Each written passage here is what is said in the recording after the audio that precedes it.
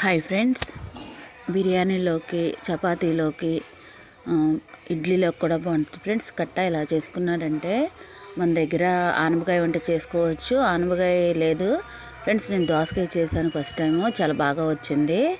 దోసకాయ, వంకాయ, క్యారెట్, బంగాళదుంప కొంచెం కొంచెం వేసాను ఫ్రెండ్స్. లీటర్కి 200 గ్రాముల ఏమో 100 గ్రాముల పచ్చిశనగపప్పు, 100 గ్రాముల కందిపప్పు తీసుకున్నాను క్వాంటిటీ వచ్చి.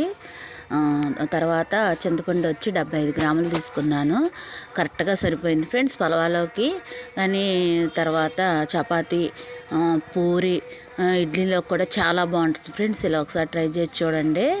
ఇదిగోండి, ఉల్లిపాయ వేసేసి వేగిన తర్వాత పచ్చిమిర్చి, టమాటాలు, క్యారెట్లు వేసాను ఫ్రెండ్స్. వంకాయ, దోసకాయ అన్ని ముక్కలు వేసేసాను ఫ్రెండ్స్. వేగిన తర్వాత కొంచెం అల్లం వెల్లుల్లిపాయ పేస్ట్ వేసాను. ముందే వేస్తే అల్లం వెల్లుల్లిపాయ పేస్ట్ మాడిపోతుంది కదా.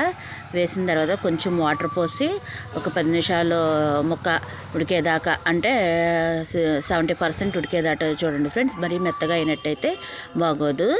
ఇదిగోండి, ఇలా వేసుకుని ఉడకనివ్వండి. చాలా బాగుంటుంది ఫ్రెండ్స్, ఒకసారి ట్రై చేసి చూడండి.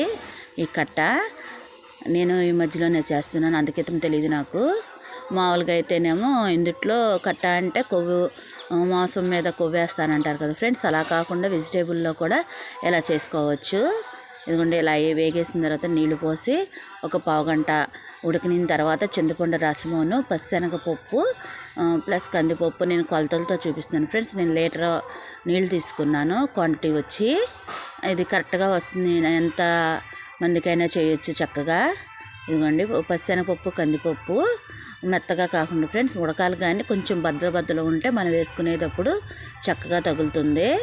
తర్వాత చింతపండు రసము, పచ్చిశనగపప్పు, కందిపప్పు రెండు కలిపేసి ఉడకబెట్టుకున్నది వేసేసి 2 చిన్న బెల్లం ముక్క వేయండి.